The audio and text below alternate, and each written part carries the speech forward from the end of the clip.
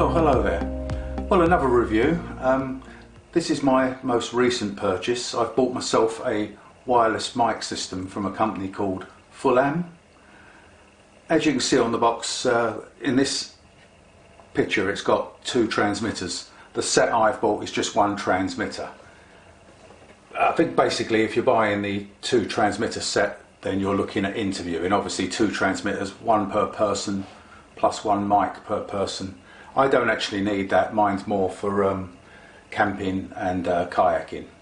So right, so what I'll do, I'm going to do an out of the box review, and then I'm going to take it outside for a basic range test. So what I'll do, I'll get the bits ready and then we'll crack on. So out of the box, what have we got? Well, we've got one transmitter, one receiver, which I've currently got attached to my 3-axle gimbal. You get a USB to Type D split charging lead, a Lavalier mic, or Lapel mic. It's actually quite a nice length. It's not too long and obviously not too short. It can go nicely from the waist to the lapel. A couple of spare windshields. Obviously there's one on the mic already. Instruction manual in English and several other languages. And you get the lead to connect from the receiver to the camera. Now, a word of warning. It comes with one lead, and the lead that comes with it is the TRRS to TRRS 3.5 lead. It doesn't work with the Osmo Action. Fortunately, I do have my several leads. The lead you need from the Osmo Action to go to the receiver is the TRS to TRS lead. I'm just pre-warning you that obviously if you've got an Osmo Action or something similar and you get it attached to the lead and it doesn't work, then it doesn't necessarily mean the equipment's faulty. It means that you're using the wrong lead. Right, before I go through how to operate the system, I just want to show you the two leads I was talking about. This is the lead that they sent. I hope you can see that. And you've got 3 black rings on that, and that's the TRRS lead. The one that I need for my Osmo Action is this one, and you should be able to see 2 black rings, and that is the TRS. And that is on both ends. So that's just to clear up that point. So let's move on. Okay, so here's the transmitter. On the transmitter you have 3 controls on the front. You have an arrow left, arrow right, and a round button in the center. Round button in the center, if you press and hold, it will turn the transmitter on, and then you get a digital display. The digital display has the current channel, the battery level, and it has the signal strength. It's quite hard to see when you're out, but it's nice to have on there. The power on, power off button also doubles up as the channel changer. There is 20 channels, although straight out the box this was working perfectly, so I may not even need to use that. But basically if you press the power button, it will go through the 20 channels and then back to the beginning, so it just goes round and round. So the power on, power off button also changes the channels. The left arrow is volume down and the right arrow is volume up, and it goes from 0 to 15. So basically that's just your volume controls. Obviously you have antennae, and on the top you have your mic input. The lav mic, quite nice actually. It's got a little screw locking nut, so you just push in and you can just tighten up so it's holding it nice and securely. You can use other mics, but I do like that touch that it screws on, so it saves it sort of coming loose. I'm just going to take that off again.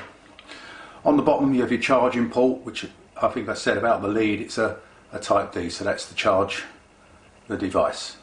So that's your transmitter. Your receiver. On the receiver you have your antennae, you have 3.5 jack on the top and a small round power on button.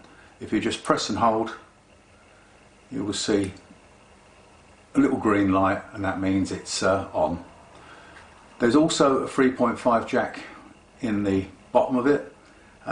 Don't get confused with these. I did watch a video where someone was plugging the lead into the wrong port. The lead to connect goes into the bottom and then it goes into your device. The top 3.5 jack is for headphones. Not of much use for me, but basically the idea is that obviously you can sort of monitor your audio. And maybe if you have to change channel because of interference, you could have your earphones on, flick through the channels until you get it clear. But no use to me, but it's just handy having it there. So what I'm going to do now, I'm going to set it up to the Osmo Action and switch it on. The clip on the back of the receiver just opens and shuts, and it does actually fit into a cold shoe jack. So if I just open it slightly, slide it in, it can lock in. So there you go, you can see it's already switched on.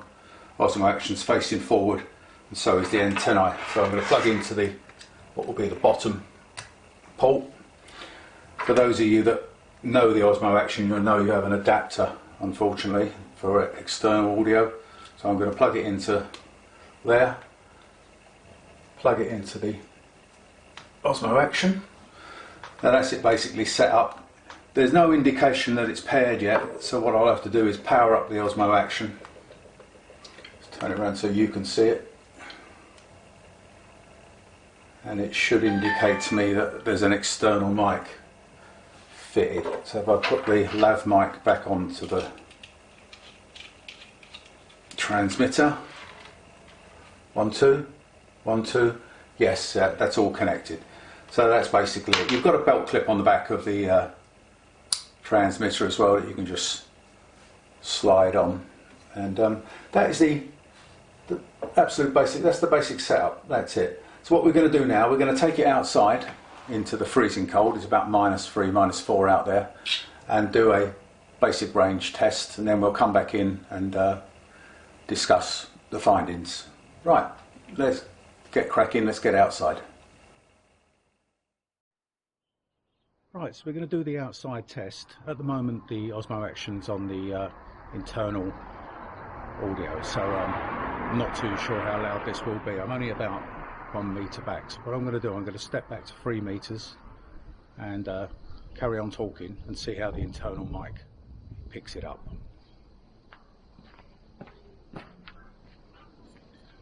Well, I'm now from 3 metres.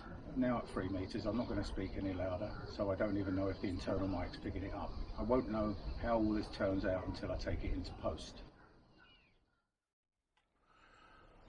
Right, I'm now recording on the external mic, the wireless mic. Hopefully you can see it, that the lapel mic is on my lapel and the transmitter is on my belt facing the front. So what I will be doing eventually is turning away and walking away to see if it actually picks up when the transmitter's out of view. Right, going to go back to 3 metres and you can decide how it sounds. It's on volume 13, so that will give you an indication, just speaking calmly and quite mildly, how it sounds. I'm now going to turn away and walk down the path.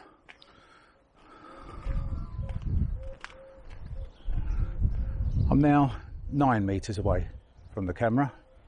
Keep going. Now 12 metres.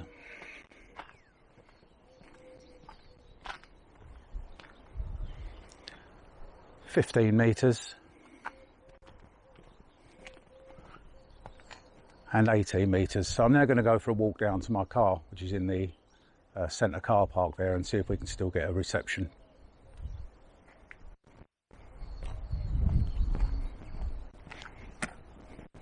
Yeah.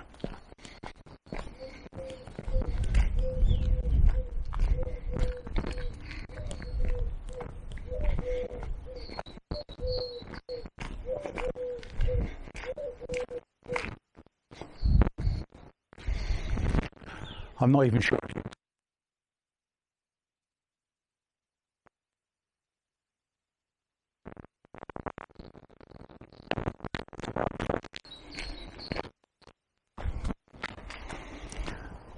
Right, realistically I'm about 45 meters away from the camera. I can see the camera now, and as I said, I don't know if it's coming out, so I'm going to come back and if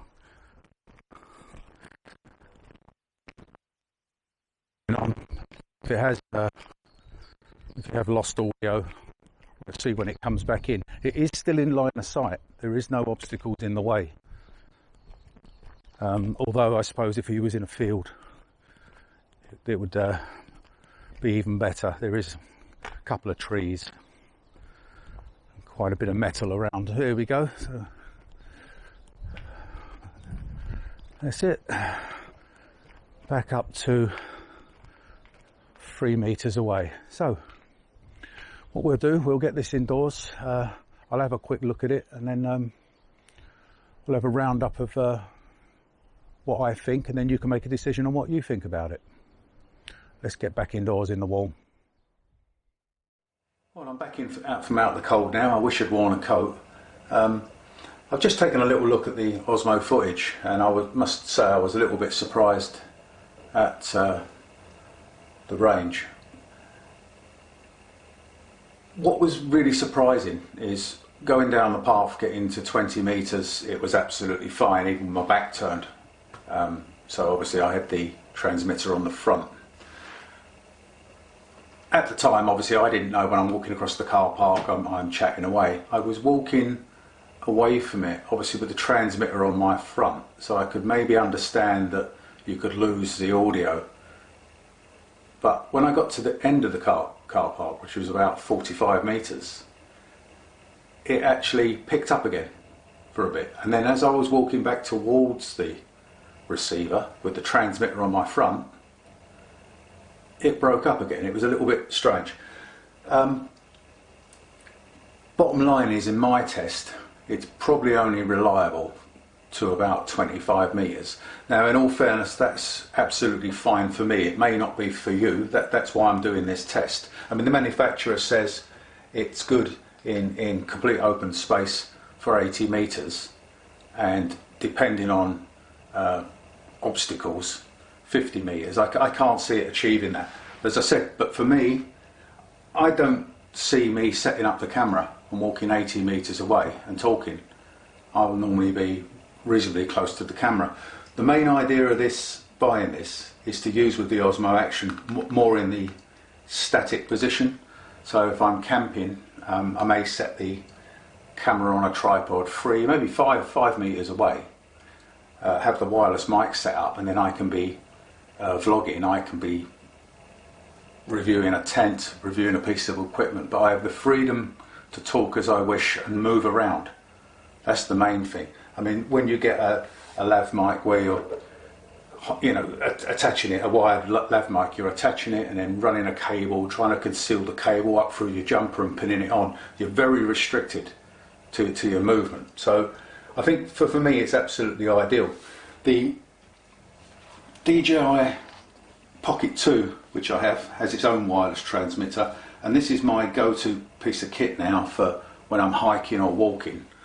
It's obviously called the Pocket, and it fits in your pocket. It's lightweight, small, and it's absolutely ideal for hiking, whereas the Osmo, and certainly when I was taking it out on the gimbal and then on your selfie, your extendable stick, it can get pretty heavy after a while, where this is absolutely ideal. So that'll be my go-to for hiking, and this is going to be more for camping and kayaking. The kayaking without the 3-axle gimbal. The great thing about the Osmo Action, if you're not using an external microphone, is it's waterproof without a case on. But so that's the idea of it. Well, anyway, that's my little test. It's up to you. You've got to decide what you think of it. I think it's quite good value for money. It's very cheap. I will put the link to the wireless mic in the description below with the price. It's ideal for what I need it for. Regarding longevity, I don't know how long, how robust it is, but obviously only time will tell with that. So yeah, that's my review. I hope you've enjoyed it. If you have, please give it a thumbs up and don't forget to subscribe. Right, that's it for now. See you on the next one. Bye for now.